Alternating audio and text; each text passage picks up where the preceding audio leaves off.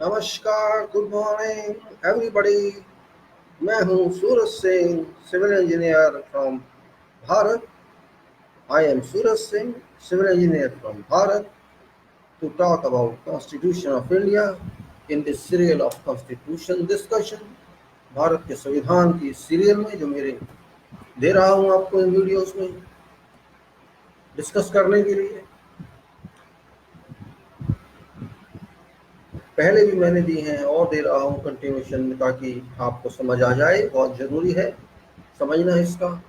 यह है भारत का संविधान, जिसमें हम सबकी स्वतंत्रता, हम सबकी लोकतांत्रिक होने की आत्मा बसती है। बहुत बड़ी चीज है ये, बहुत बड़ा डॉक्यूमेंट है ये, समझना है। जो नहीं समझे अब तक, भारत की आम जनता, भारत का आम नागरिक जो उसको अभी तक नहीं समझा है, उसको समझना अत्यंत आवश्यक है। क्योंकि आज जो सरकार है, आज जो पार्टी है देश के अंदर, जो संगठन इस देश के पीछे पड़ा है, वो नहीं चाहता है कि ये संविधान जिंदा रखा जाए, या वो चाहता है कि इसकी मिट्टी पलीत किस तरह कर दी जाए जल्दी से जल्दी। बहुत जानना है जरूरी हर एक नागरिक को। वास्तव में उन लोगों को जो बच्चे हैं, यानी होंगे 18 साल से ऊपर, लेकिन जिनको अभी समझ नहीं है इस संविधान के बारे में, वो जानते भी नहीं है, उनके लिए बहुत जरूरी है जानना। क्योंकि जब तक वो नहीं जानेंगे तो ये बात सुलझने वाली नहीं है। भारत का संविधान तो बच्चों का खेल नहीं है, लेकिन अब तक लोगों ने इसको खेल समझा है।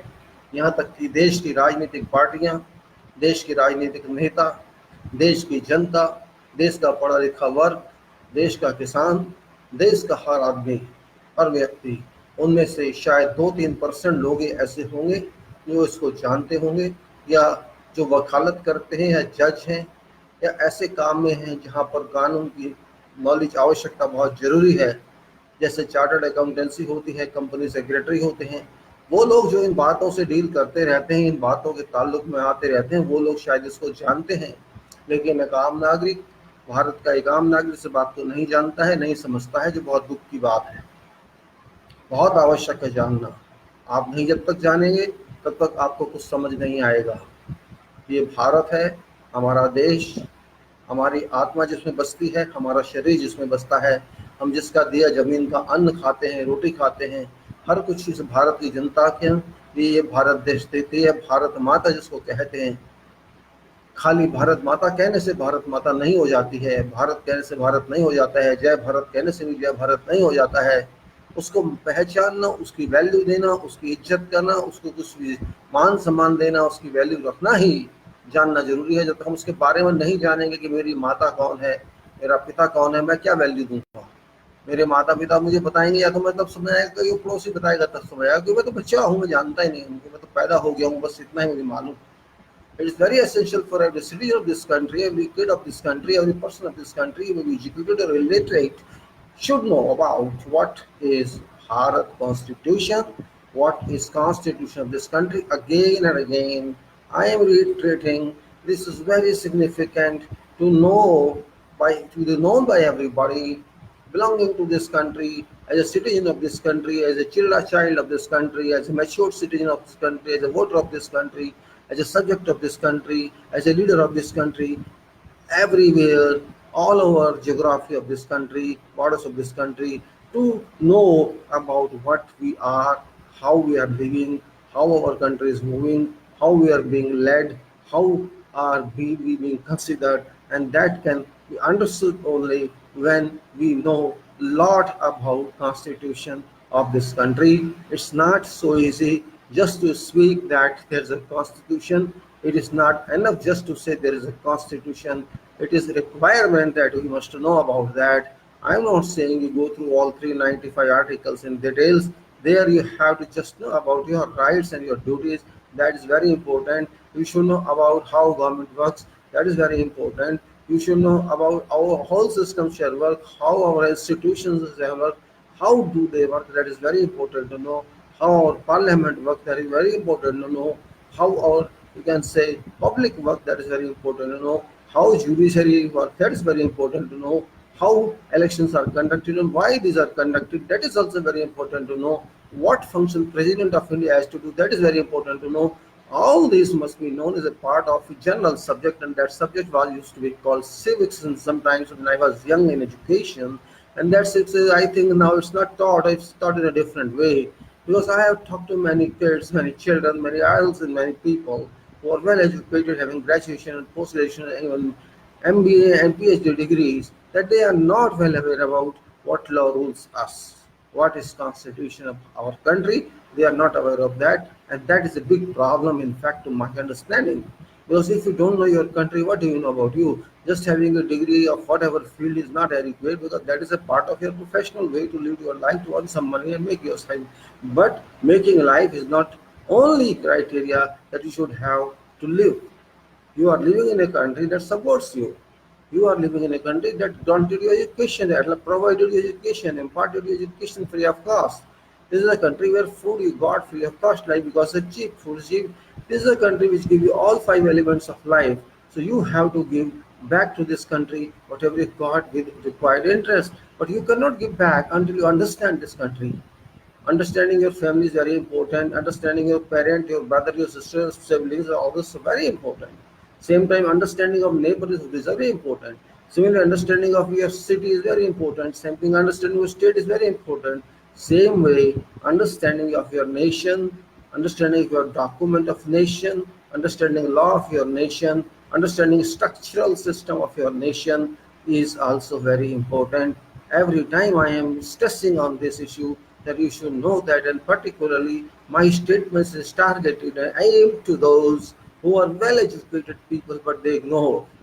They ignore intentionally, or I don't know why they are not having any demanded interest, or you can say any required interest that they should have. They are not having that much, so they are very well educated, knowledgeable people. But adequate having an adequate knowledge is not adequate for purpose of country. You should know first what we are. You should not be fooled by people when you go abroad or somebody asks you about what is our constitution, and you give what? You answer is what? I ask many young people who are well graduated and doing MBAs, and ask which rule, which controls our country, which rule controls our country, which book our country is ruled by. They don't understand anything. Some so there are so many laws, and laws are not implemented, and that's the problem. There's really this answers responses from so many educated persons as such, which I disappointed me, of course, because you should know where you are and what you are. You're talking of all countries. I want to stay there. I will settle in US. I will settle wherever you want to settle.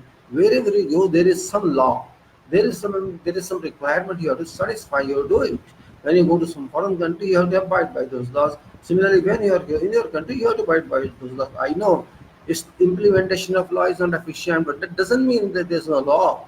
If implementation of law doesn't exist in pure form, it doesn't mean there is a law. It's a people, it's a government that has to implement. It's the police that has to implement law and order. It's judiciary that has to control limitations, control law and order. But if it functions like judiciary, if the systems, structural elements like judiciary and police and government, they fail to work, it's not fault of constitution of this country. It's not fault of statutes of this country. It's fault of those people who are occupying those positions in various structural elements, various structural columns like judiciary, like government, like departments, and like public in its way, like police. They are all responsible. They are not interested in implementing, but they cannot say we don't implement that. So there are easy ways to escape implementation, but that doesn't help. And that's the result people are not concerned with. If there's no awareness of this, how can you say that? But whatever it is, once you are trapped in legal system, you shall understand very well what law is. You may say every time a police does nothing, there is no in order, you do whatever crime you want to do in this country, who will ask for that? You can say very easily, and everybody says that. I have seen, if you talk to someone, they'll say, oh, there is no law, why to worry about law, who cares for this, and I will give some money and we'll be out of that. This is general talk, general understanding. But they don't understand. Once if you have not experienced by trapping, once you trap in IPC or you trap in criminal procedures, you shall very well understand what law is. Because it's not question of what punishment you will get, it's not question of what award of sentence you will get. Question is, when you go to court, you shall understand what law is. When you go to police, you will understand what law is. When you are sent to custody, you will understand what law is. Once you go to jail, even for custody and to apply for bail, in a couple of days, you shall very well understand what law is. That's the problem. Once you're trapped in law, in criminal action, you are gone.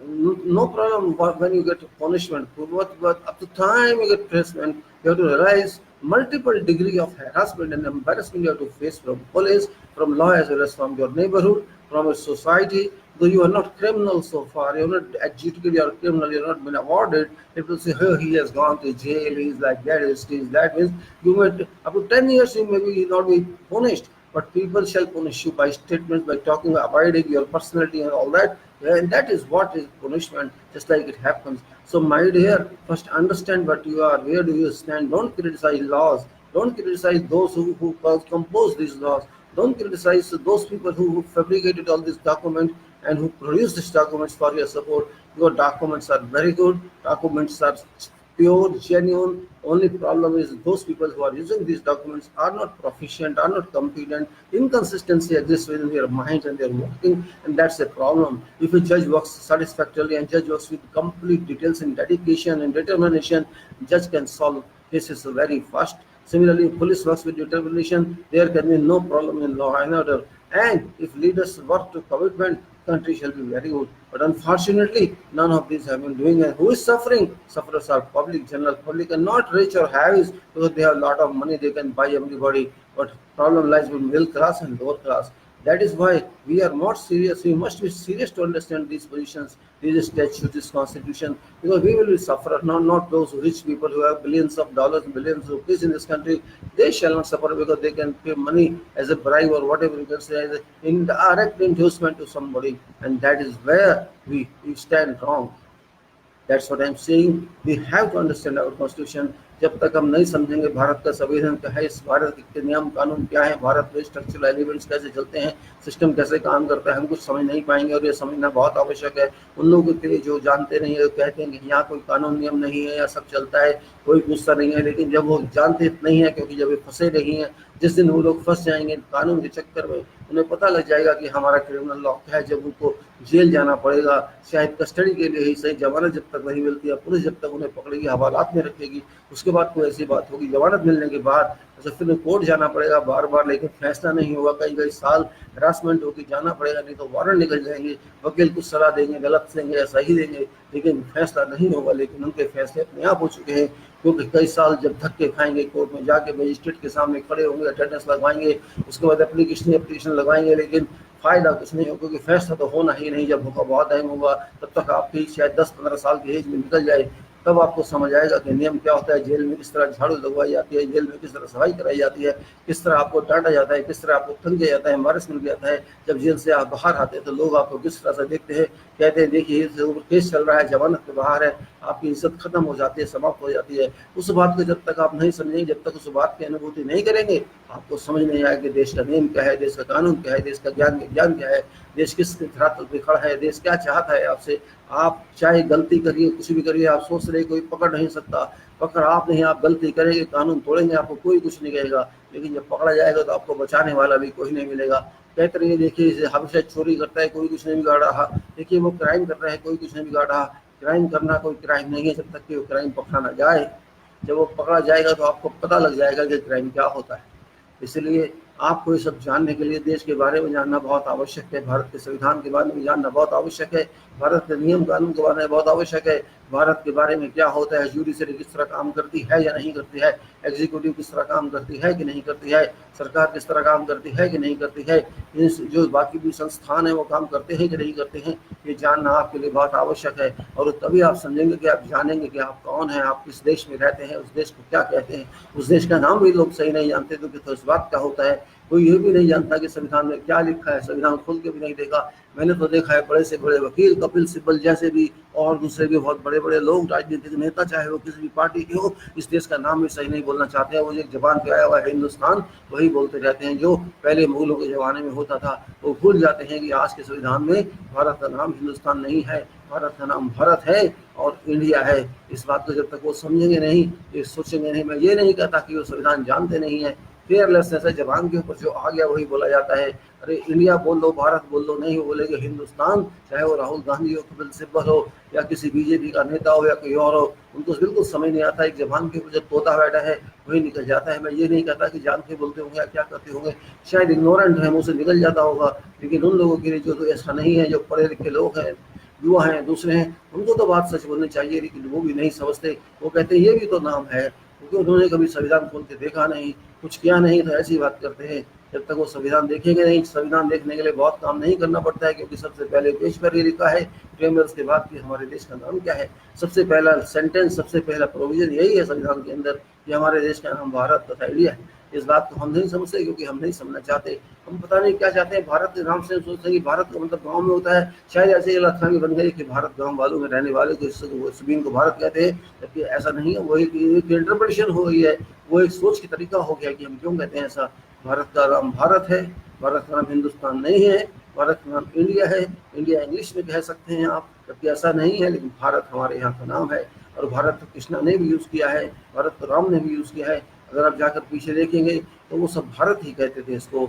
यदा यदा ही धर्मस्य ग्लानिर्भवति भारत, वहाँ भारत आता है, तो भारत हमारी देश है, ये कोई तो और नहीं है।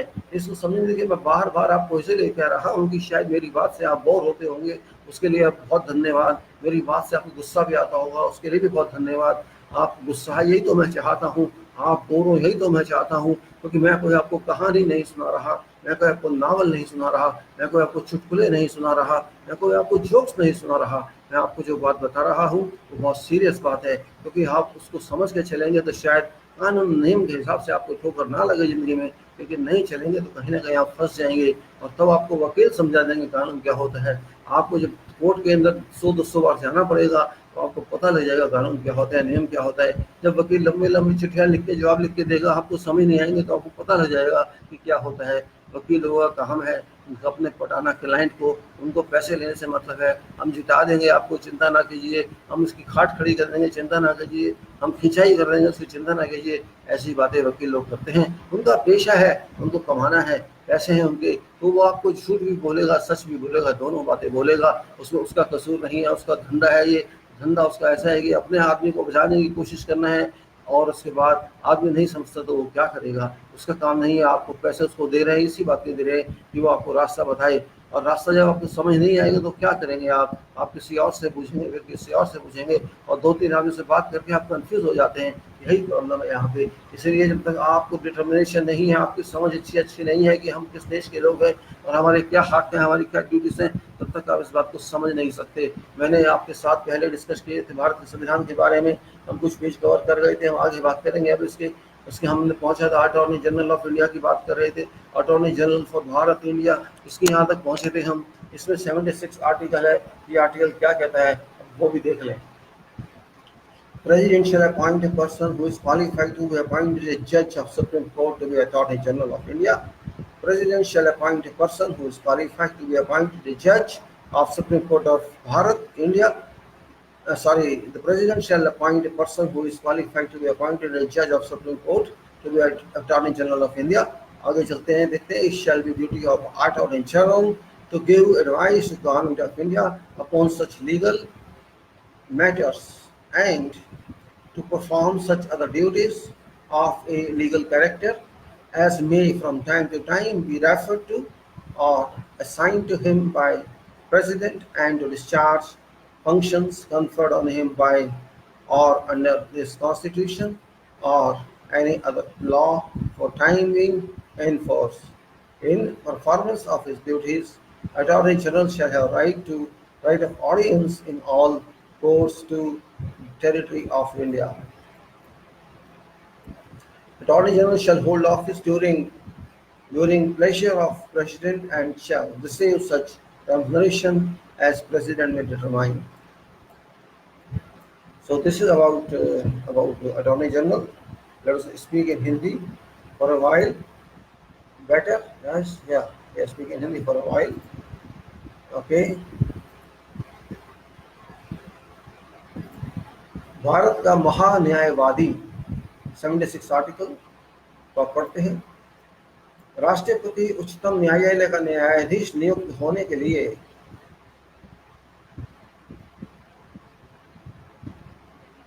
राष्ट्रपति उच्चतम न्यायालय का न्यायाधीश नियुक्त होने के लिए अयोग्य किसी व्यक्ति को भारत का महान्यायवादी नियुक्त करेगा।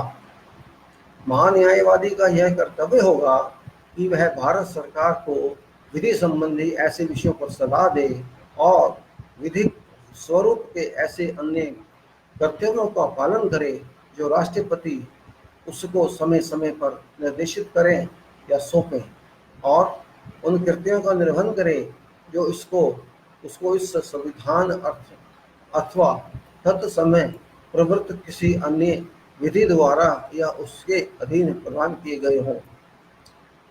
महान्यायवादी को अपने कर्तव्यों के पालन में भारत के राज्य क्षेत्र में सभी न्यायालयों में सुनवाई का अधिकार होगा।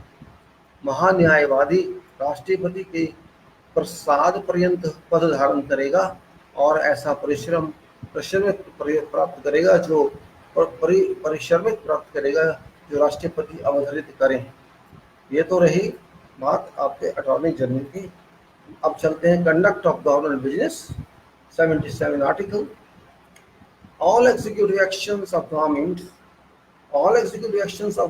of India shall be expressed to be taken in name of President. Orders and other instruments made and executed in name of President shall be authenticated in such manner as may be specified by rules or in rules to be made by President, and validity of an order or instrument which is so authenticated shall not be called in question on ground that it is not an order or instrument made or executed by President. President shall make rules for more convenient transaction of business of Government of India and for allocation among ministries of said business. This is Article 77, and let's go to Hindi. सरकारी कार्य का संचालन 77(1). भारत सरकार की समस्त कार्यपालिका कार्यवाही राष्ट्रपति के नाम से की हुई कही जाएगी।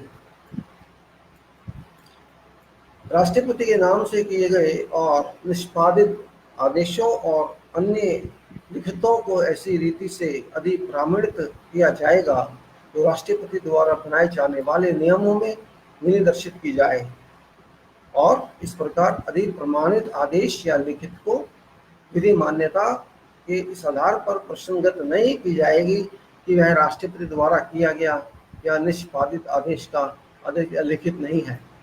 राष्ट्रपति भारत सरकार का कार्य अधिक सुविधापूर्वक किए जाने के लिए और मंत्रियों में उक्त कार्य के आवेदन के लिए नियम बनाएंगे। आगे चलते हैं साहब 78 पर। 78 It shall be duty of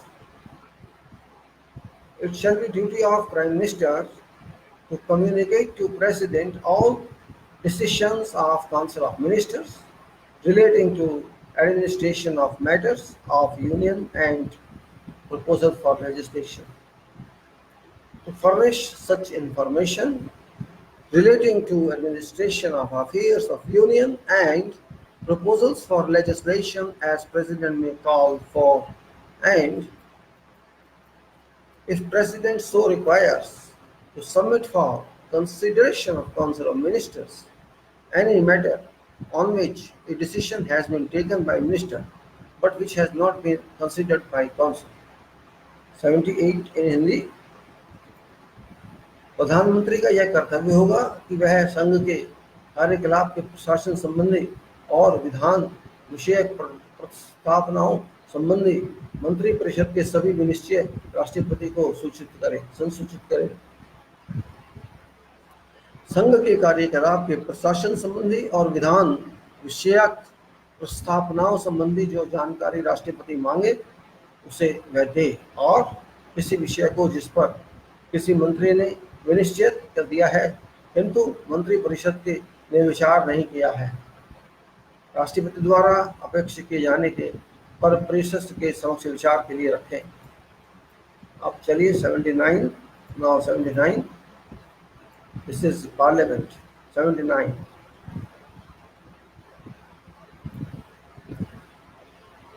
हाँ जी 79 There shall be a parliament. There shall be a parliament for union, which shall consist of president and two houses to be known respectively as Council of States and House of People. 80. Council of States shall consist of 12 members to be nominated by President in accordance with provisions of Clause 3 and be not more than 238 representatives of states and union territories. Allocation of seats in Council of States to be filled by representatives of states and of union territories shall be in accordance with provisions in that behalf contained in fourth schedule. Members to be nominated by President under subclause A of clause 1 shall consist of persons having special knowledge or practical experience in respect of such matters as following, namely literature, science, art and social service. Representative of each state in Council of States shall be elected members of Legislative Assembly of a state in accordance with system or proportional representation by means of single transferable vote. Representatives of Union territories in Council of State shall be chosen in such manner as Parliament may by law prescribe. 81. Subject to provisions of Article 331, House of People shall consist of not more than 530 members chosen by direct election from territorial constituencies in state, territorial constituencies in state. Not more than 20 members to represent union territories chosen in such manner as Parliament may by law prescribe. For purpose of subclause A of clause 1, there shall be allotted to each state a number of seats in House of People in such manner that ratio between that that number and population of state is so far as practicable the same for all states.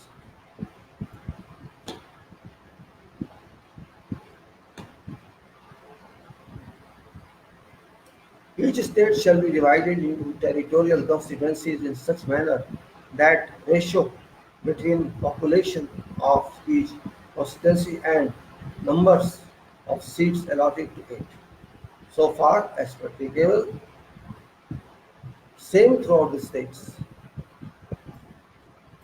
provided that provisions of subclause A of this clause shall not but applicable for purpose of purpose of allotment of state seats in House of People in people to any state so long as population of the state does not exceed 6 millions.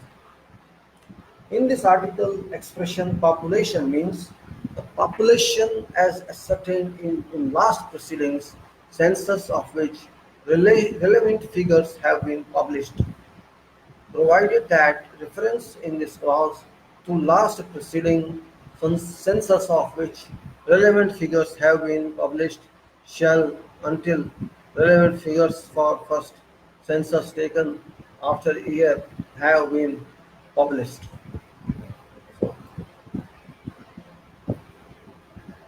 He, for purpose of subclause A of clause 2 and provision to that clause as a reference to consensus, for purpose of subclause B of clause 2 as a reference to census. 82. Upon completion of each census, allocation of seats in House of People to states and divisions of each state into territorial constituencies shall be readjusted by such authority and in such manner as Parliament may be required by law. May required by law. Provided that such readjustment shall not affect representation in House of People until dissolution of then existing House. Provided further that such readjustment shall take effect from such date as President may by order specify, and until such readjustment takes effect, any election to House may be held in on basis of territorial constituencies existing between such readjustment. Provided also that until relevant figures for first census taken after year 2026 have been published, it shall not be necessary to readjust readjust allocation of seats in House of People to states as readjusted on basis of 1971 section census. Division of each state into territorial constituency Iran be uh, division division of each state into territorial constituencies as may be readjusted on basis of 2001 census under this article. Now 83. Council of State shall not be subject to dissolution, but as necessary, as nearly as possible, one third of its members, thereof shall retire as soon as may be on the expiration of every second year in accordance with provisions made in that behalf by Parliament by law. House of People, unless sooner dissolved, shall continue for 5 years from date appointed for its first meeting and no longer, and expiration of said period of 5 years shall operate as dissolution of House. Provided that said period may, while a proclamation of emergency is in operation, be extended to by Parliament by law for a period not exceeding 1 year at a time and not extending in any case beyond period of 6 months after after election after proclamation has ceased to operate. Okay.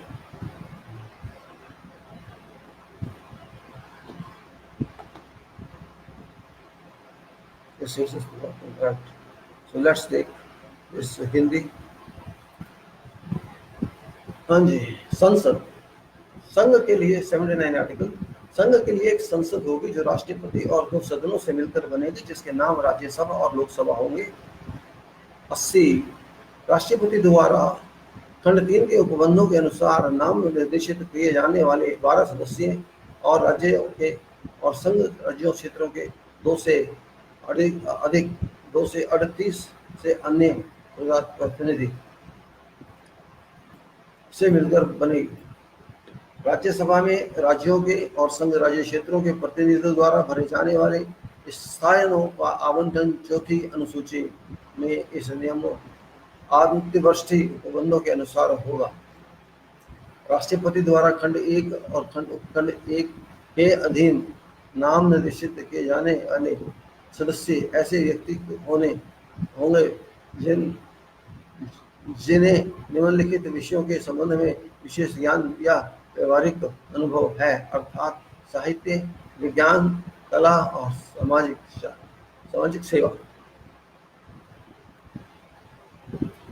Rajya Sabha में प्रत्येक राज्य के प्रतिनिधियों का निर्वाचन उस राज्य की विधानसभा के निर्वाचित सदस्य द्वारा अनुपातिक प्रतिनिधित्व पद्धति के अनुसार एकल संक्रमणीय मत द्वारा किया जाएगा. राज्यसभा में संघ राज्य क्षेत्रों के प्रतिनिधि ऐसी रीति से चुने जाएंगे जो संसद विधि द्वारा विहित करें. अनुच्छेद 331 के उपबंधों में अधीन रहते हुए लोकसभा राजस्थान के प्रदेश क्षेत्रों से प्रत्यक्ष निर्वाचन द्वारा चुने गए 530 से अधिक हैं।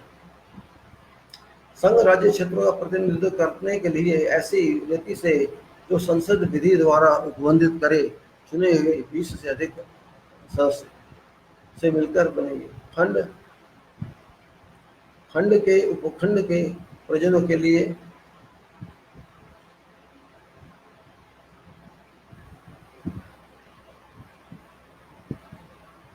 प्रत्येक राज्य को लोकसभा में स्थानों का आवंटन ऐसी रीति से किया जाएगा कि संस्थानों की संख्या से उम्र उस राज्य की माने उस राज्य की जनसंख्या का अनुपातित सभी राज्यों के लिए यथासाधन एक ही हो।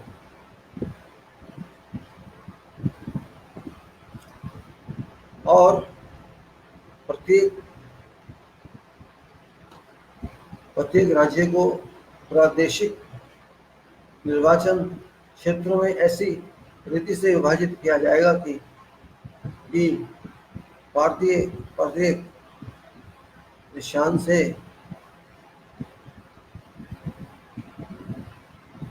प्रत्येक राज्य को प्रादेशिक निर्वाचन क्षेत्र में ऐसी रीति से विभाजित किया जाएगा कि प्रत्येक निर्वाचन क्षेत्र की जनसंख्या का उसको आवंटित स्थानों की संख्या से अनुपात समस्त राज्य में यथासाधन एक ही हो। परंतु इस खंड के उपखंड के उपबंध किसी राज्य की लोकसभा में स्थानों के आवंटन के प्रयोजन के लिए तब तक लागू नहीं होंगे जब तक उस राज्य की जनसंख्या 60 लाख से अधिक नहीं हो जाती। इस अनुच्छेद में जनसंख्या पद से ऐसी अंतिम पूर्ववर्ती जनगणना में अभी निश्चित की गई जनसंख्या अभिप्रेत है जिसके संसदगत आंकड़े प्रकाशित हो गए, परंतु इस खंड में अंतिम पूर्ववर्ती जनगणना के प्रति जिसके सुसंगत आंकड़े प्रकाशित हो गए हैं। निर्देश का जब तक सन 2020 के पश्चात की गई पहली जनगणना के सुसंगत आंकड़े प्राकृतिक नहीं हो जाते।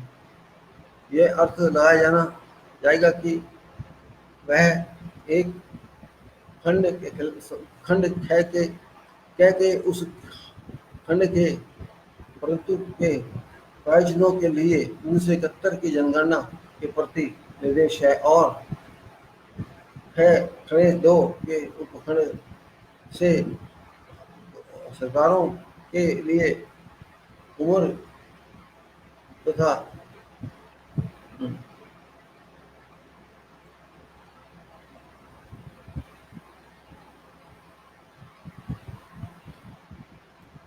प्रत्येक जनगणना की समाप्ति पर राज्यों को लोकसभा के स्थानों के आवंटन प्रत्येक राज्य के प्रादेशिक निर्वाचन क्षेत्रों में विभाजन का ऐसा प्रतिकारी द्वारा होने ऐसी रीति से पुनः समायोजन किया जाएगा जो सांसद द्वारा आवंटित है। परंतु ऐसे पुनः समायोजन में लोकसभा में प्रतिनिधित्व पर इधर तक कोई प्रभाव नहीं पड़ेगा जब तक उसका समय विद्यमान लोकसभा का विघटन नहीं हो जाता है। परंतु यह और कि ऐसा पुनः समायोजन उस तारीख से प्रभावी होगा जो राष्ट्रपति आदेश द्वारा निर्देशित करे और ऐसे पुनः समायोजन के प्रभावी होने का तक लोकसभा के समय लिए कोई निर्देशन उन प्रादेशिक निर्वाचन क्षेत्रों के आधार पर हो सकेगा जो ऐसे पुनः समायोजन के पहले विद्यमान। परंतु यह और भी कि जब तक सन 2026 के पश्चात की गई पहली जनगणना के सुसंगत आंकड़े प्रकाशित नहीं हो जाते हैं तब तक इस अनुच्छेद के अधीन राज्यसभा की लोकसभा में 1971 की जनगणना के आधार पर पुनः समायोजित स्थानों के लिए आवंटन का और प्रत्येक राज्य के प्रादेशिक निर्वाचन जैसे क्षेत्रों में विभाजन का 2001 की जनगणना के आधार पर पूरा समायोजित किया जाए। पुनः समायोजित आवश्यकता नहीं है। 83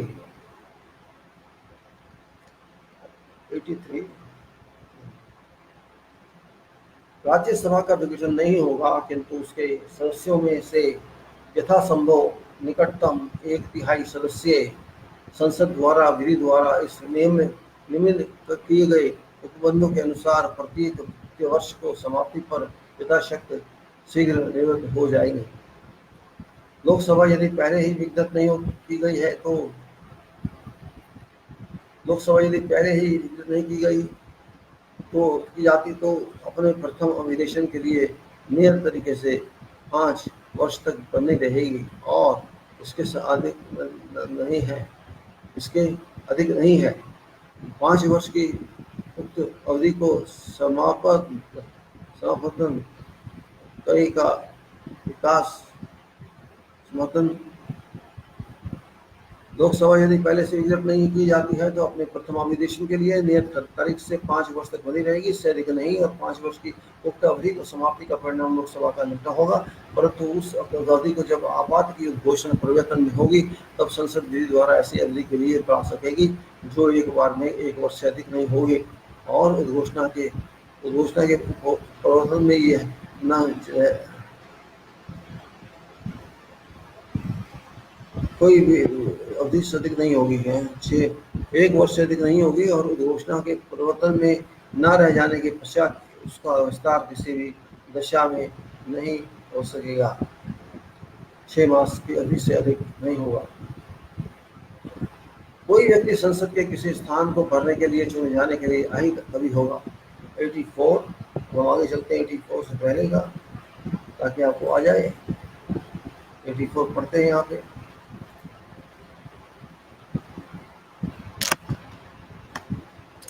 84 बहुत बुरा नहीं शायद होने दो, क्या करेगा, मेरे हाथ में है। ओके, तो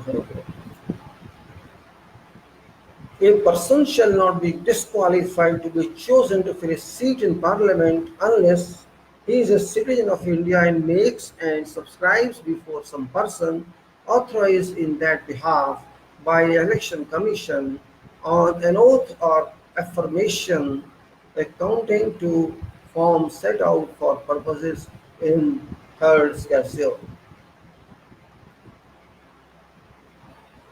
He is in case of a seat in Council of States not be less than 30 years of age, and in case of seat in House of Parliament House of People not less than 25 years of age. Possesses such other qualifications as may be prescribed in that behalf by or under any law made Parliament. 85. President shall from time to time summon each House of Parliament to meet at such time and place as thinks fit, but 6 months shall not intervene between its last sitting in one session and date appointed for first sitting in next session. President may from time to time prorogue house on either houses or either houses. Dissolve House of People. This is 85. 86. President may address either House of Parliament or both houses assembled together and for that purpose require lot of attendance or a method or methods of members, attendance of members.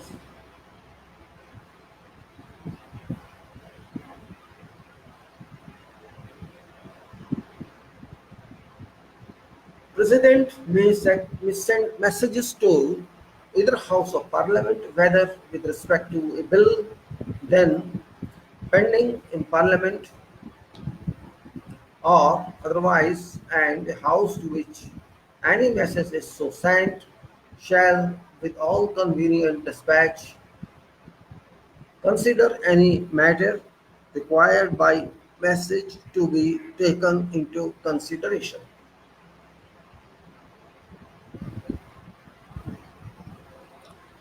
At commencement of first session after each general election to House of People, and at commencement of first session of each year, in presidential address, both houses of Parliament assembled together and inform Parliament of all of its summons.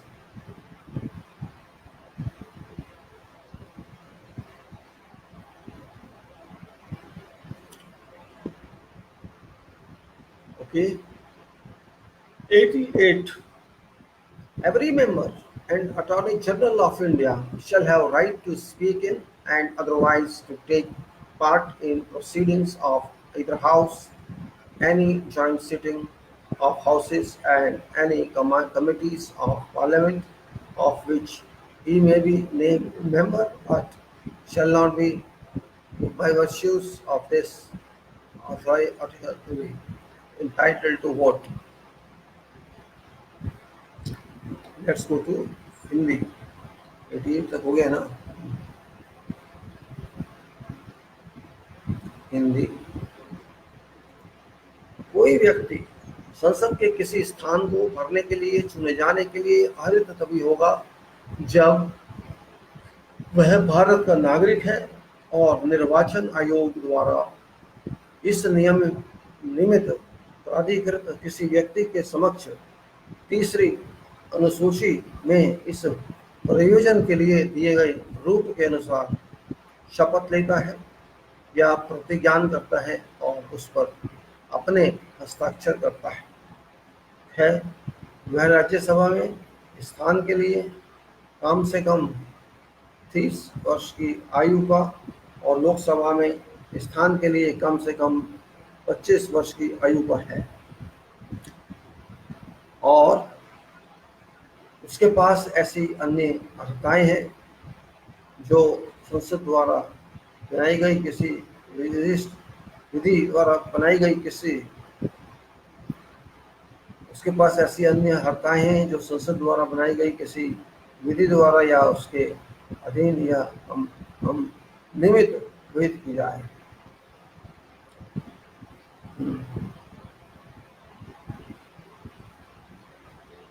उसके पास ऐसी अन्य अहिताएं हैं जो संसद द्वारा बनाई गई किसी विधि द्वारा या उसके अधीन इस नियमित नियुक्त किया है।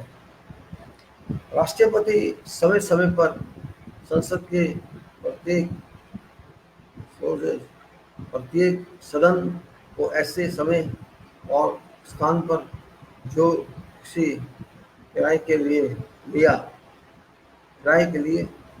राष्ट्रपति समय समय संसद के प्रत्येक सदन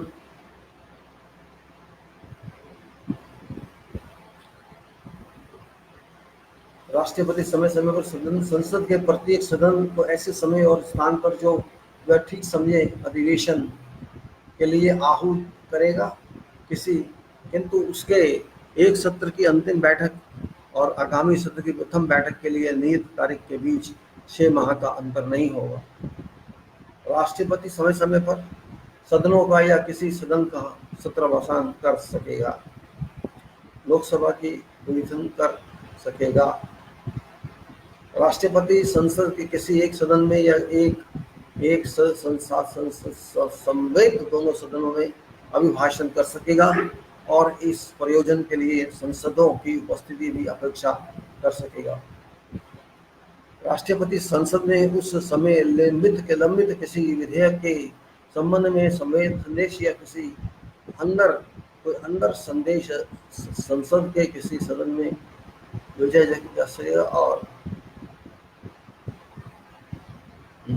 राष्ट्रपति संसद में उस समय लंबित किसी विधेयक के संबंध में संदेश या कोई अन्य संदेश संसद के किसी सदन को भेज सकेगा और जिस सदन को कोई संदेश इस प्रकार भेजा गया वह सदन उसे संदेश द्वारा विचार करने के लिए अधिनियम विशेष संसद से विचार करेगा। राष्ट्रपति लोकसभा के लिए प्रत्येक साधारण निर्वाचन के पश्चात प्रथम सत्र के आरंभ में और प्रत्येक वर्ष के प्रथम सत्र के आरंभ में एक साथ संवेदक संसद के दोनों सदनों में अभिभाषण करेगा और संसद को उनके आह्वान के लिए कारण बताएगा। प्रत्येक सदन के प्रति प्रक्रिया का विनियमन करने वाले नियमों द्वारा ऐसे अभिभाषण में हैचिंग अभिभाषण में निर्दिष्ट विषयों की चर्चा के लिए समय नियत करने के लिए उपबंध कराया जाएगा। 88 प्रत्येक मंत्री और भारत के महान्यायवादी को यह अधिकार होगा कि वह किसी भी सदन में, सदनों की किसी संयुक्त बैठक में और संसद की किसी समिति में जिसके जिसके उसका नाम बदलकर उसका नाम सदस्य के रूप में दिया गया है, बोले और उसकी कार्यवाही में भाषण दें। तो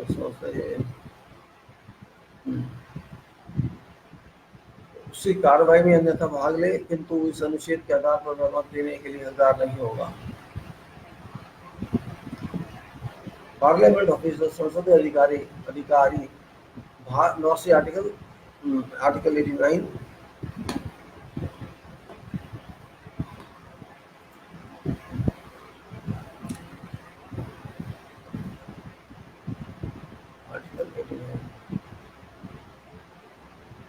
article 89 let's see how it is.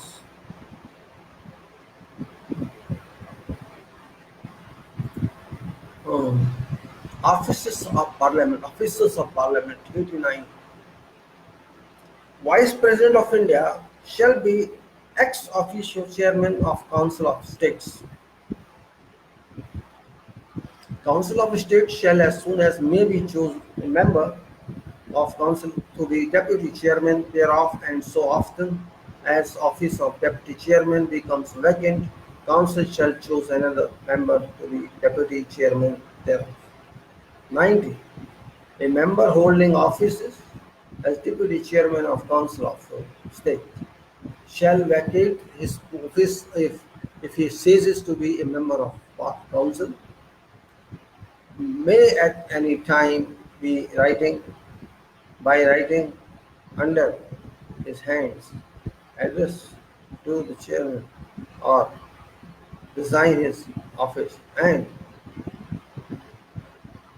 may be gone from his office by a resolution of council passed by a majority of all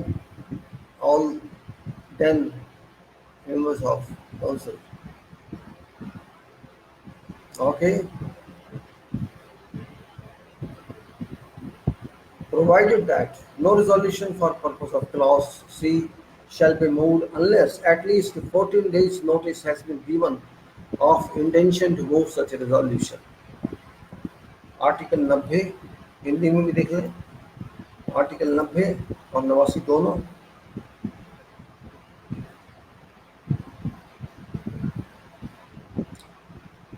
Bharat का उपराष्ट्रपति राज्यसभा का पदेन सभापति होगा।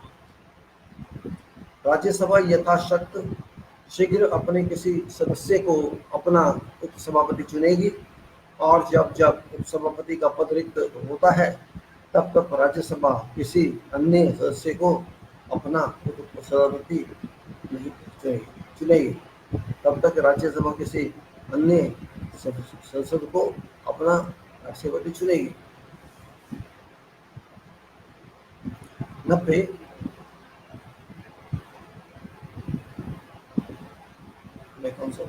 आर्टिकल 90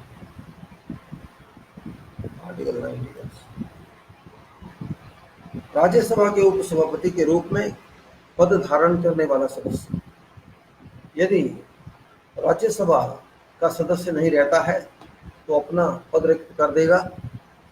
किसी भी समय सभापति को संबोधित अपने हस्ताक्षर सहित लेकर द्वारा अपना पद त्याग सकेगा, और राज्यसभा के तत्कालीन समस्त सदस्यों के बहुमत से पारित संकल्प द्वारा अपने पद से हटाया जा सकेगा। परंतु खंडग्रह के प्रयोजन के लिए कोई संकल्प तब तक प्रभावित नहीं किया जाएगा जब तक कि उस संकल्प को प्रस्तावित करने के आश्रय की कम से कम 14 दिन को सूचना न दे दी गई। 91 91. Yes, this is 91 and here is okay 91, let us say.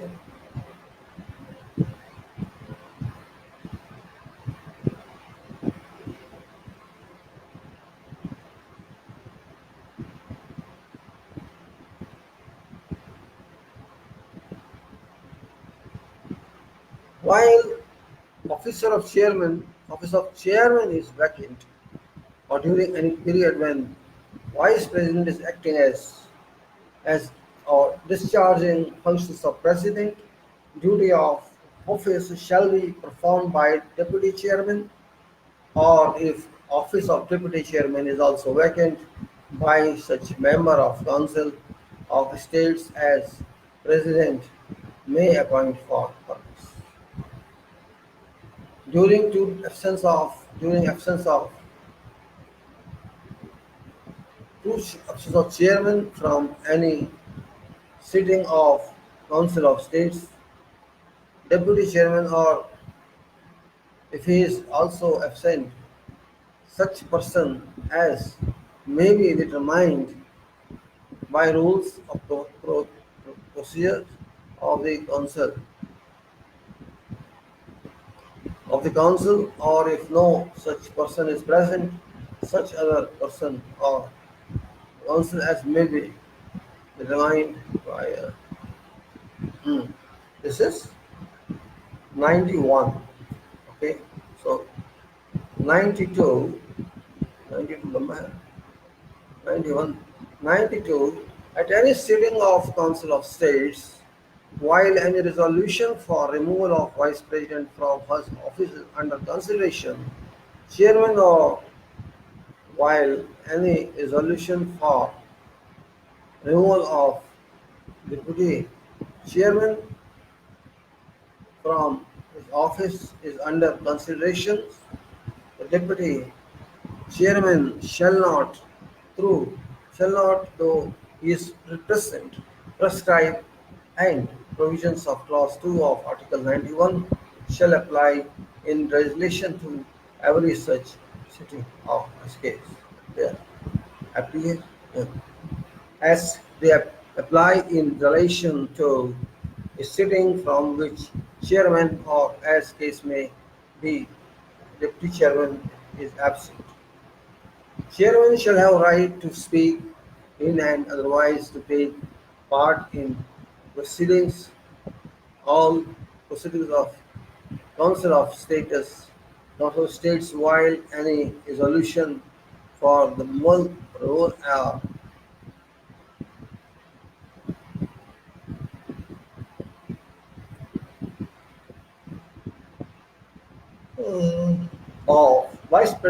removal of vice president from his office is under consideration in council, but notwithstanding anything in Article 100 shall not be entitled to vote at all on such resolution or on any other matter during such proceedings.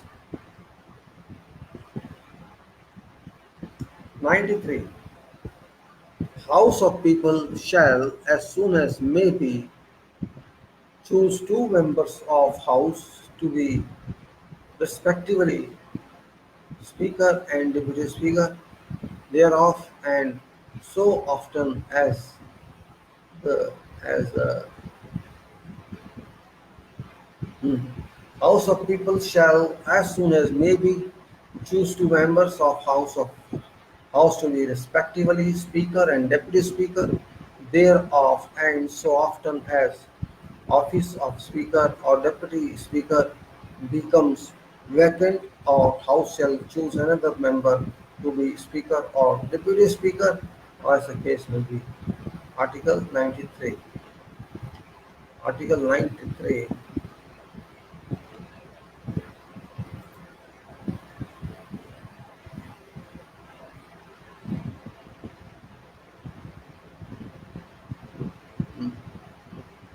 So let's go to Hindi version of this.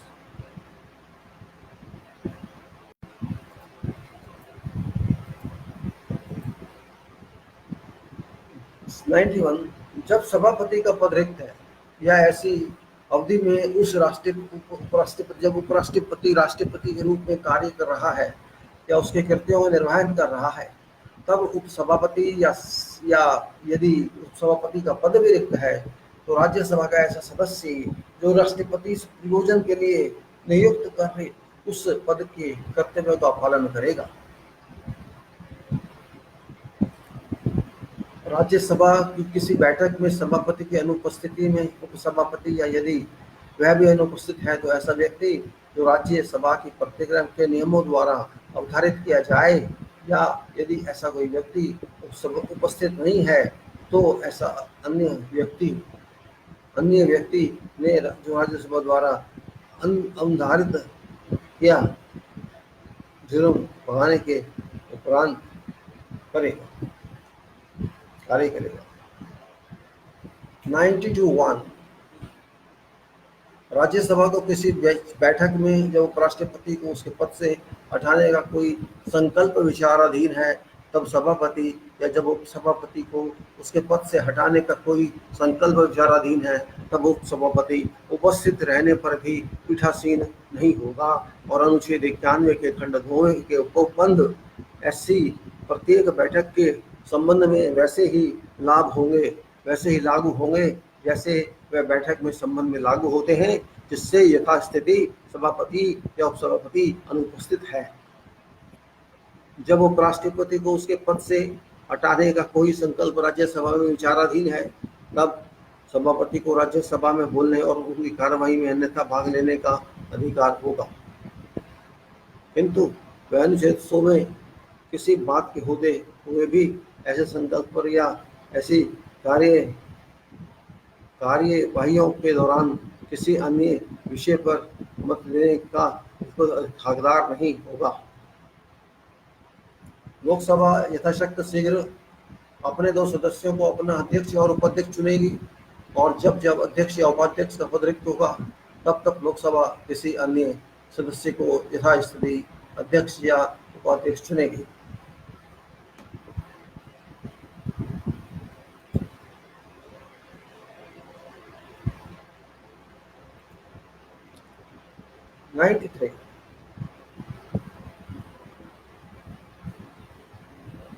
House of People shall as soon as may be choose 2 members of House to be respectively Speaker and Deputy Speaker thereof, and so often as the office of Speaker or Deputy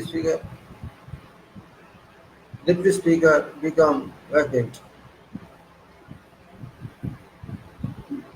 House of People shall as soon as may be choose 2 members of House to be responsible, respectively Speaker and Deputy Speaker thereof.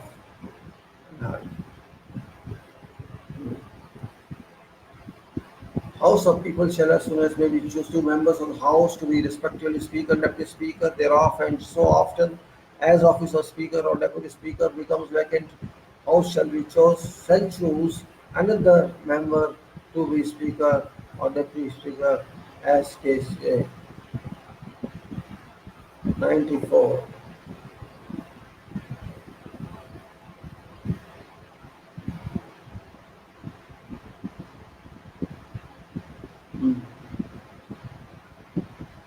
A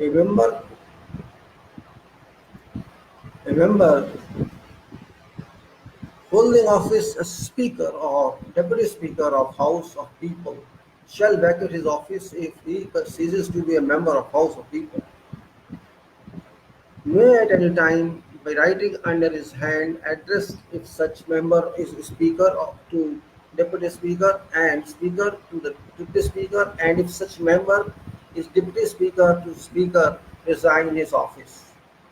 May be removed from his office by a resolution of House of People passed by majority of all of them, all the then members of the House, all the then members of House, I see, provided that no resolution for purpose of clause C shall be moved unless at least 14 days notice has been given of intention to move resolution, provided provided further that whenever House of People is dissolved, Speaker shall not vacate his office until immediately before first meeting of House of People after dissolution.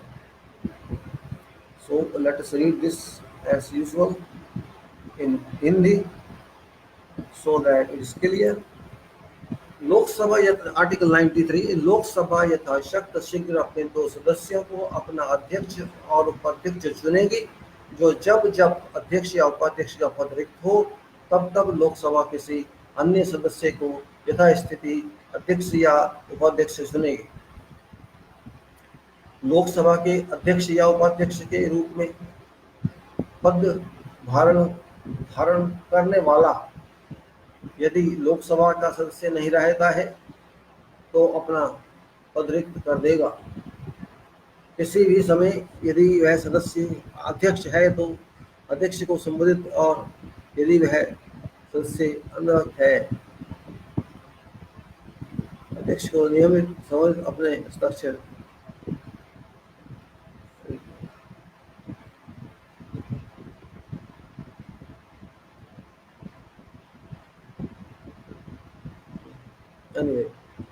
यदि लोकसभा का सदस्य नहीं रहता है तो वह अपना पद रिक्त कर देगा। किसी भी समय यदि वह सदस्य अध्यक्ष है तो उपाध्यक्ष को संबोधित और यदि वह सदस्य उपाध्यक्ष है तो अध्यक्ष को संबोधित अपने हस्ताक्षर सहित लिख देगा, अपना पद त्याग कर सकेगा। लोकसभा के तत्कालीन समस्त सदस्यों के बहुमत या बहुमत से पारित संकल्प द्वारा अपने पद से हटाया जा सकेगा। परंतु खंड क्या है कि प्रयोजन के लिए कोई संकल्प तक प्रस्तावित नहीं किया जाएगा जब तक कि उस संकल्प को प्रस्तावित करने के अध्यक्ष से आशय से कम 14 दिन हो सके।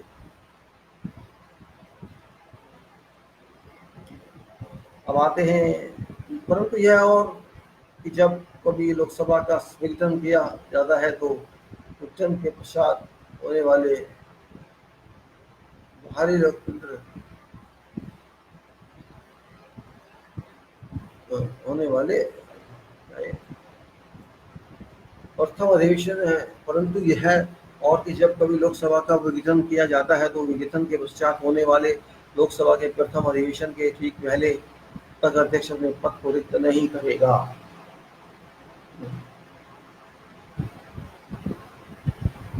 ओके 95 यस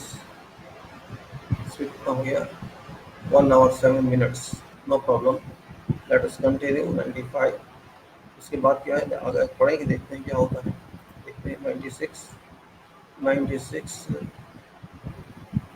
नहीं लंबा है 96 so 95 तक जाएगी कि but 95 now let us discuss something about this.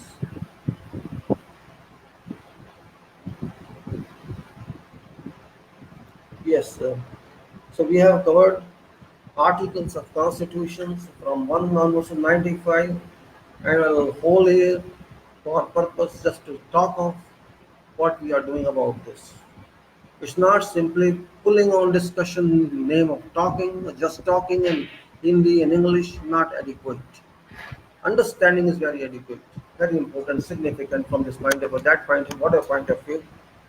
After all, we should know that we are not experts of constitution, and I am not expert. I'm just helping you understand this because as a layman of Constitution of India, as a layman of legal profession, as a layman lawyer, as a layman citizen, I am just trying to grasp what is Constitution of this country, Bharat, to which I respect and regard in the same manner I regard to myself, I regard to my family, I regard to my country, I regard to my soul, because we are all following Constitution of this country. Each and every citizen is following Constitution of the country. There is no other way out.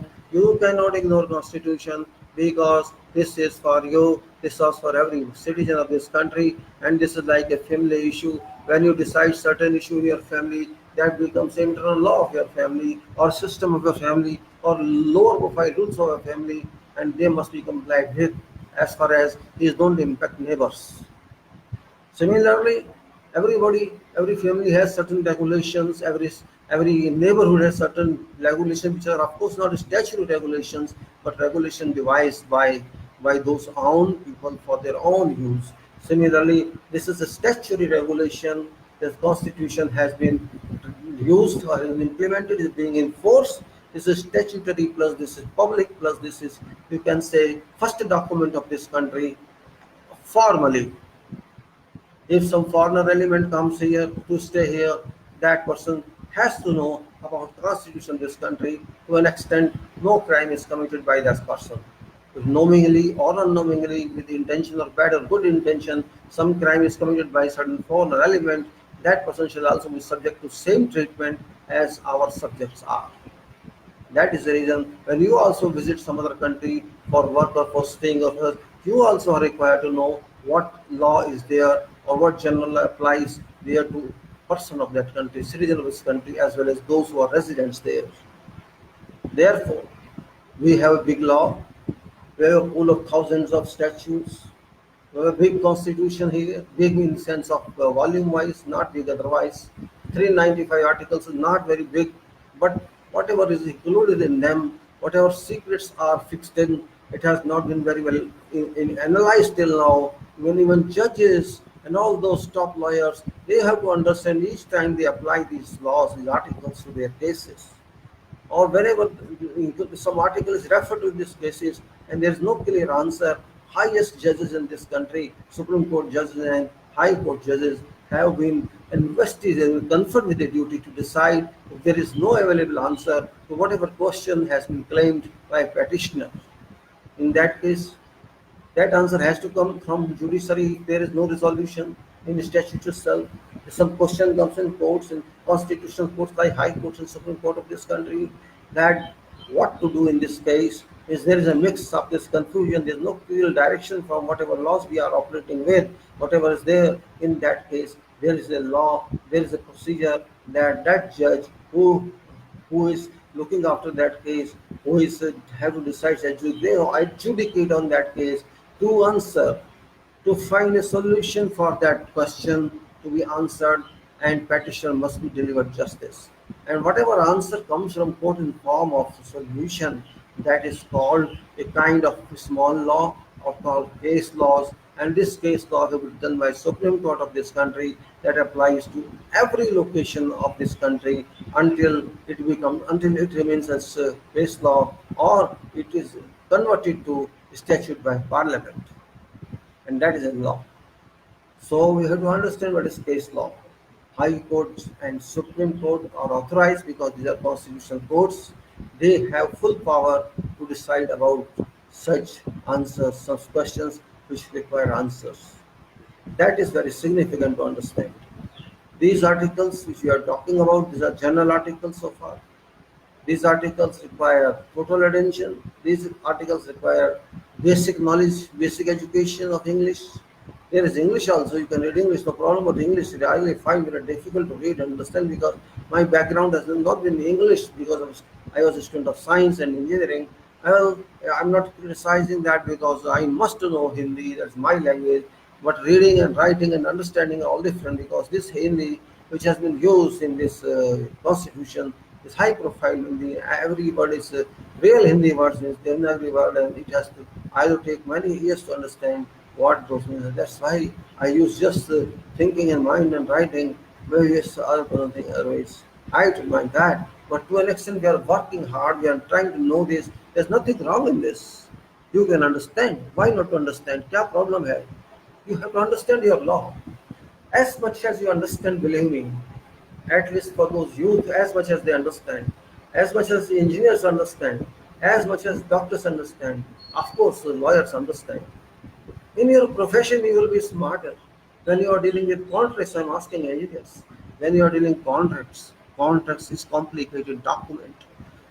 Construction contracts, design contracts, EPC contracts. EPC means engineering, procurement, and construction contracts at national and international level.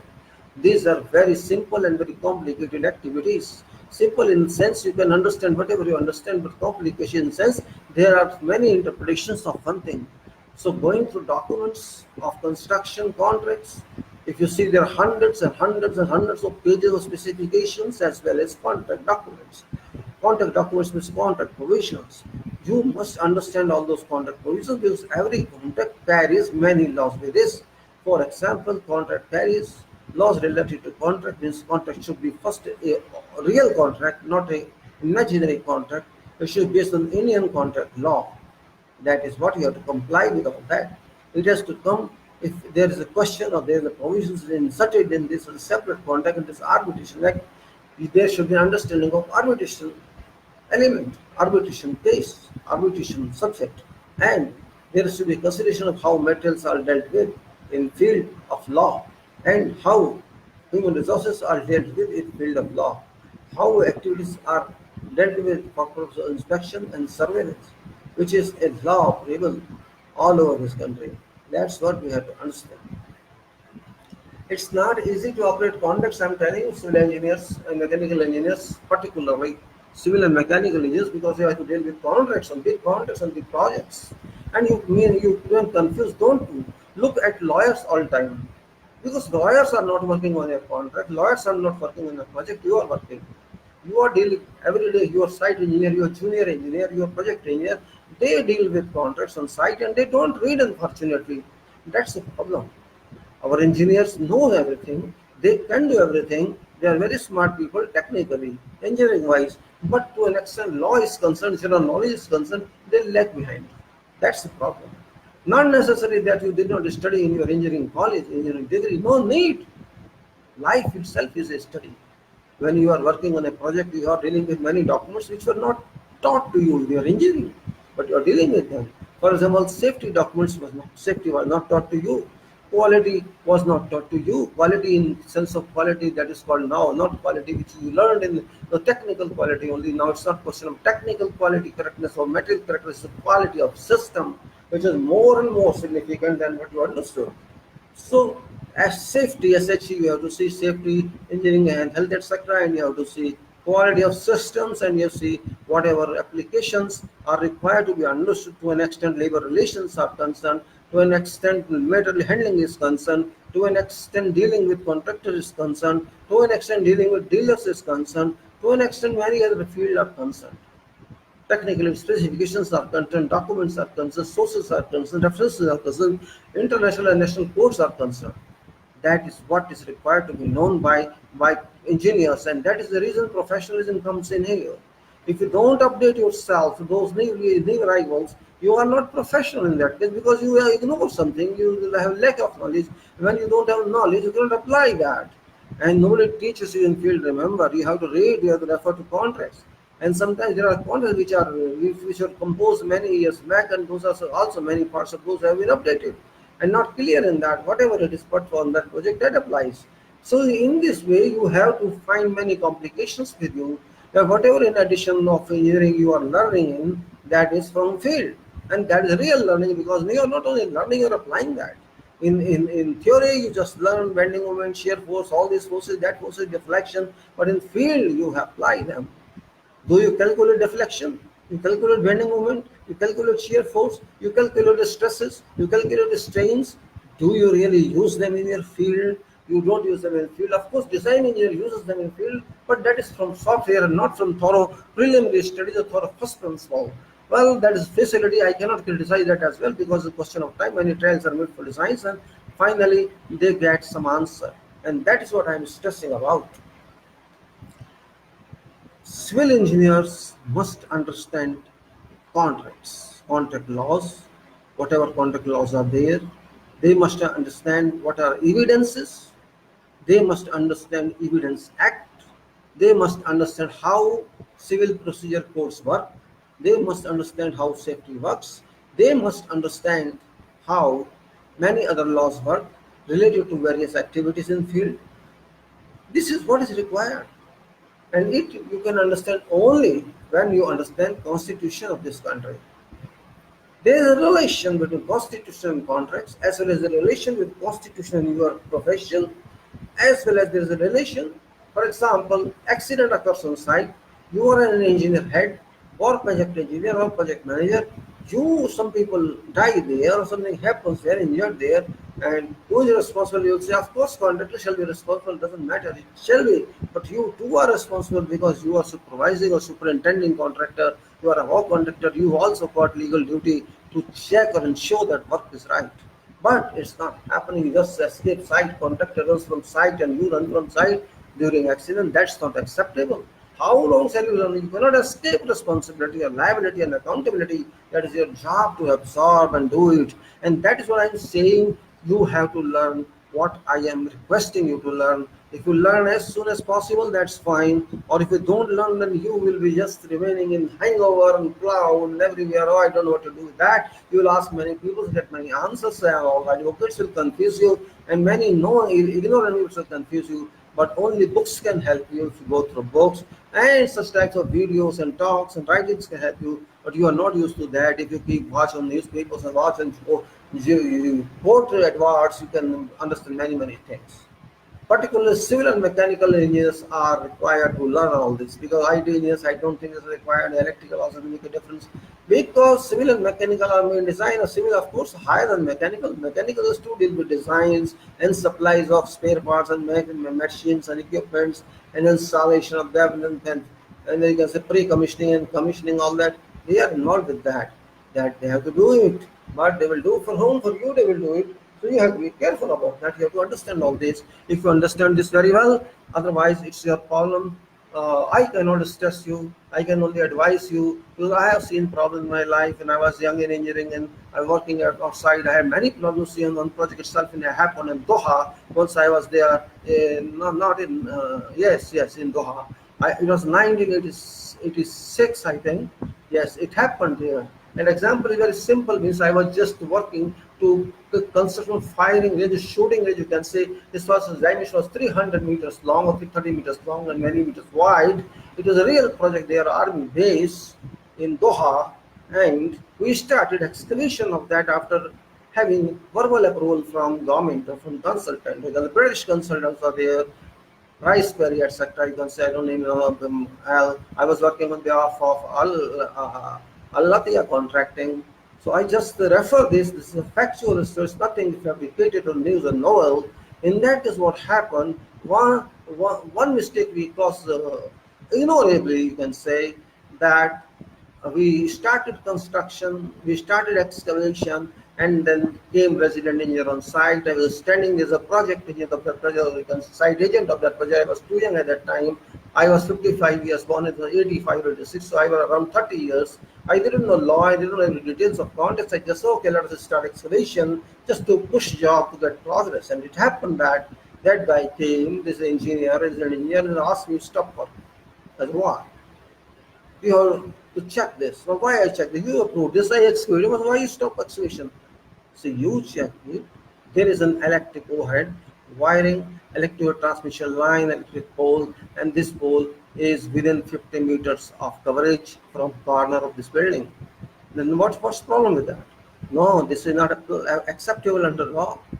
If you see distribution laws, you have to ensure 50 meters is minimum requirement to keep off that corner of building for from safety point of view. But why you tell me before? You are a contractor. It was your duty to go through contracts. I have come to know now, and that's why I came to you to suspend this work until this is resolved. Either this pole has to move or building has to move, but pole cannot move because there's a high tension over line covering whole city. This cannot be moved. Only thing left is that we have to move this building because the space is available. And there was a dispute in this case, and I said how it is the work was suspended for many weeks, and then judiciary from army to court took over material, and they asked me, there is a signature of resident engineer for this purpose. I don't know, it's only verbal approval. Don't do anything on verbal approval in future. Just take signatures without that. And ultimately, after having inquiry from departments, we had to cancel the excavation, shift layout of that building, survey it again, and we kept 50 meters margin from that location of pole. That is an experience, waste of time, because I did not study completely whose responsibility was it, and the term in contract was mentioned, it was way leave form. I didn't know what is value form. Nobody informed me because it was my fault. I accept my fault because I did not go through clause by clause in contract and what bylaws or what regulation the electrical department had. It was my duty as a contractor to do that, but I didn't know.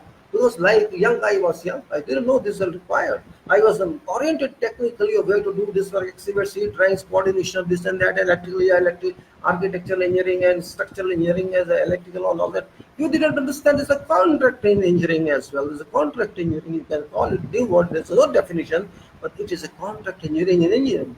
You have to engineer contract as well. You have to go through all clauses. You have to understand what are your roles, what are your responsibilities as a site man, what are your responsibilities as a consultant, what are your responsibilities as a manager, what are your responsibilities as a contractor, what are your responsibilities as a departmental person, and all that you have to understand, and that comes only by virtue of experience you have in. And once you have experience, you can understand very well. This is just the example I give to you. After that, I have a strong person in that case. I did not even a single take without going through complete provisions, and gradually I try to make different person in engineering, just like you can say legal engineer, legally oriented engineer. Though I didn't have a certification of law, I'm not a lawyer, but law doesn't need any mathematics, as I said before. Law doesn't need a physics, chemistry, or engineering degree. Law even doesn't need legal degree, in fact, you see, because law is just English oriented subject, and you can very well understand what's there. There can be different interpretations, of course. So don't worry about what you know, don't about degree or something else. Question is you have to grasp what is provision is somewhere else, and that's the reason I'm saying. And to particular, again, it's happening. I've seen many people don't bother, civil engineers don't care about it. They don't try to understand what is their responsibility, what is contract responsibility. There is a wrong conception in our country that they think contract is their servant, contractor is servant, the slave to government, the slave to engineer. No, contract is a party in a contract. You have to understand that. You have to confirm it. Contractor party, client is a party. A client means honor. In a contract of construction, EPC, it may be construction contract, it may be whatever type of contract. One party is owner, that is client, one party is contractor, and both are equal. There's no difference, cannot be. How can you say contractor is junior or slave? It's a accountability. It's a responsibility contracts undertaking because of contract, and your responsibility to pay him to ensure that whatever the contractor is doing is according to specification. Contractor is responsible as well as in addition to that you are responsible. And there is a non-party, like you can say independent party, that's engineer to supervise that contract. Engineer is not a party on contract. Engineer is related to the client on a separate contract. It's a management contract, a supervision contract. Whereas engineer is related to an external person, a third party. Engineer has to ensure that you comply with whatever is given in this contract, and that's it. It's a requirement. You do your job. That's what it is. So don't treat contractor as your servant. Contractor is responsible, more responsible than you, because you are just supervising as engineer, but contractor is working, is taking financial responsibility, time responsibility, all future risks, and you have no responsibility because you are simply relieved of our responsibility by virtue of adding one sentence in every pool that though it is approved, but this is a responsibility of contractor, perfect responsibility, absolute responsibility, while you have no responsibility. That is what is all about. You are escaping yourself. You are just abusing contractor. You are giving bad treatment to contractor, and you are sharing responsibility with your. So that's not acceptable. That's what you do. इसीलिए मेरे दोस्तों, मेरे engineer दोस्तों, समझो अपने आप को contract क्या होता है. कॉन्ट्रैक्ट आप कभी समझेंगे जब भारत का संविधान समझेंगे, जब इंडियन एक्ट समझेंगे, जब आप भारत के इंडियन एक्ट समझेंगे, भारत का कॉन्ट्रैक्ट एक्ट समझेंगे, भारत के ह्यूमन रिसोर्सेज एक्ट समझेंगे, भारत के मटेरियल कैसे डील किए जाते हैं, भारत के कॉन्ट्रैक्ट को कैसे डील किया जाता है, सप्लाई कैसे डील की जाती है, कार्य कैसे चेक किया जाता है, किसकी क्या जिम्मेदारी है, क्या नहीं है. ये सब समझने के लिए आपको बहुत कुछ समझना होगा, और ये समझने के लिए आपको बहुत कुछ करना होगा. जब तक आप ये सब नहीं करेंगे, आप फेल हैं, आप इंजीनियर हैं ही नहीं.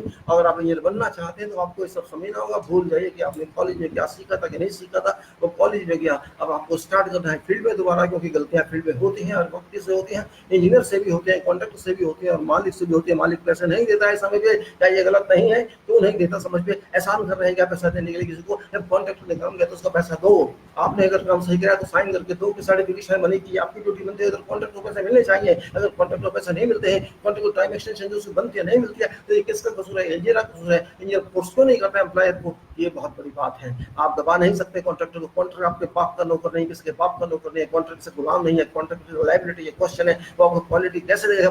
पैसा नहीं दोगे, आप ट्रीटमेंट सही नहीं दोगे तो चोरी करेगा, आप कमीशन उससे खाओगे, रिश्वत भी उससे खाओगे, और फिर क्या करेगा? आपकी बात सुने, कैसे सुने, कहाँ से लाएगा? आखिर कमाने आया वो भी, जिस तरह आप सैलरी ले रहे हैं, आप फी ले रहे हैं, और पैसा कमाना चाहता है, फिर से कॉन्ट्रैक्टर नहीं कमाएगा। इस बात को सोचना चाहिए। कॉन्ट्रैक्ट गुलाम नहीं है, कॉन्ट्रैक्ट पार्टी है उस कॉन्ट्रैक्ट पर, उस ईपीसी कॉन्ट्रैक्ट पे या उस कॉन्ट्रैक्ट कंस्ट्रक्शन पे जिस पर ऑनर एम्प्लॉयर है। कॉन्ट्रैक्टर पार्टी है, एक फर्स्ट पार्टी है, सेकंड पार्टी है, और आप थर्ड पार्टी है। इंजीनियर की हैसियत से आप एम्प्लॉयर की तरफ से उसका काम चेक कर रहे हैं, इससे ज़्यादा कुछ नहीं कर रहे हैं। इसलिए इस बात को समझिए। जब तक इस बात को नहीं समझेंगे, कॉन्ट्रैक्ट उसकी वैल्यू नहीं देंगे, तब तक आप क्वालिटी ले ही नहीं सकते। मेरी गारंटी है, चैलेंज है। जब तक उसको वैल्यू नहीं देंगे, क्योंकि आपसे ज्यादा काम वो कर रहे हैं, आपको काम करके दे रहा है, आपका प्लेट चला के दे रहा है, आप सिर्फ चेक को कर रहे हैं, आप सिर्फ मेजरमेंट ले रहे हैं, पेमेंट के लिए उसको कह रहे हैं। इससे ज्यादा आपका क्या रोल है? जैसे भाई डिजाइन वाले ने डिजाइन कर दिया, आप साइड पे आकर देख रहे हैं ठीक किया है कि नहीं किया, चिट्ठी हो गया क्या? चिट्ठी लिखने से काम हो जाता है? आपको काम देखना भी पड़ेगा, आपको अपनी ड्यूटी पूरी करनी भी पड़ेगी, आपको कॉन्ट्रैक्ट को सपोर्ट करना भी पड़ेगा। अगर आप कॉन्ट्रैक्ट को सपोर्ट नहीं करेंगे तो प्रोजेक्ट नहीं चलेगा। याद रखिए, कॉन्ट्रैक्ट फेल होता है तो पहले आप फेल होते हैं, और आप फेल होते हैं, कॉन्ट्रैक्ट फेल होता है तो एम्प्लॉयर फेल होता है, एम्प्लॉयर फेल होता है, प्रोजेक्ट फेल होता है, प्रोजेक्ट जिस पर्पस के लिए बना है वो पूरा नहीं होता है। इस बात को समझना बहुत आवश्यक है। जितना जल्दी होगा इस बात को समझ लीजिए। मेरा कहने का मतलब ये है, बस सोचिए मैं क्या कह रहा हूँ, वही कह रहा हूँ जो प्रोफेशन है। प्रोफेशन में कॉन्ट्रैक्टर भी बराबर का जिम्मेदार है, बराबर की रिस्पॉन्सिबिलिटी है, वैल्यू है उसकी, और जितनी इंजीनियर की वैल्यू है, जितनी ऑनर की वैल्यू है। इसलिए किसी को छोटा मत समझना, किसी में बेघर की धौंस मत दिखाना कि तो कॉन्ट्रैक्ट है मेरी बात सुन, नहीं, आपको भी उसकी बात सुननी पड़ेगी। एक कॉन्ट्रैक्ट है। जब तक भारत में ऐसा नहीं होगा, जब तक भारत में इस चीज को नहीं समझा जाएगा, तब तक आप क्वालिटी यहाँ नहीं ला सकते। आप छोड़ दीजिए कॉन्ट्रैक्ट को, अपनी ड्यूटी करो, आप अपनी ड्यूटी करो, आप दबाव मत डालिए उस पर, ये काम करो नहीं तो पैसे रोएंगे आपके, ये आपको करना होगा। आप छोड़ो उसको, आप सुपरवाइज करो, आप बार बार उसको गालियां मत दो, डोंट मत करो कि तुमने ऐसा नहीं किया, तुमने, अरे आप देखिए आपने क्या किया। अगर उस, मैंने कई केस देखे हैं, टाइम एक्सटेंशन बनती है, आंसर नहीं देते, क्यों नहीं देते? आप एहसान करेंगे किसी पे? अगर आईएएस बैठा है, जनरल मैनेजर बन के एम्प्लॉय की तरफ से, क्यों नहीं जवाब देते उसको? उसका हक बनता है, आपका हक नहीं बनता है जवाब ना देना। आप उसको दीजिए कि नहीं मिलती है, एक्सटेंशन बात खत्म हो गई है, उसको लिखने दो। आप तो लेके बैठ जाते हैं। इंजीनियर फोर्स नहीं कर सकते क्योंकि इंजीनियर तो नौकरी कर रही है। कितनी शर्म की बात है, ऐसी पार्टियां देश में है। इंजीनियर डरते हैं, आईएएस ऑफिसर डरते हैं, कॉन्ट्रैक्टर पर डाल देते हैं। हमारे बाप का नौकर है कॉन्ट्रैक्टर, गुलाम है, रिस्क लेता है वो, मेटेरियल नुकसान होता है तो उसका होता है, कोई लॉस होता है तो उसका होता है, रेपुटेशन खराब होती है तो उसकी होती है। आपका क्या जाता है? आपकी तो ट्रांसफर हो जाएगी और दूसरा ऑफिसर आ जाएगा। इसलिए पहले अपना रोल समझो, भगवान न समझो अपने आप को, भगवान भी ऐसा नहीं करेगा। इसलिए बात को समझ लीजिए, कानून समझिए, संविधान समझिए, कॉन्ट्रैक्ट एक्ट समझिए, बाकी कानून समझ लीजिए। जब तक आप ये नहीं समझेंगे ना, आप कंसल्टेंट है अच्छे, ना आप इंजीनियर है अच्छे, और ना आप प्रोफेशनल है अच्छे। इस बात को जितना जल्दी हो समझ जाइए।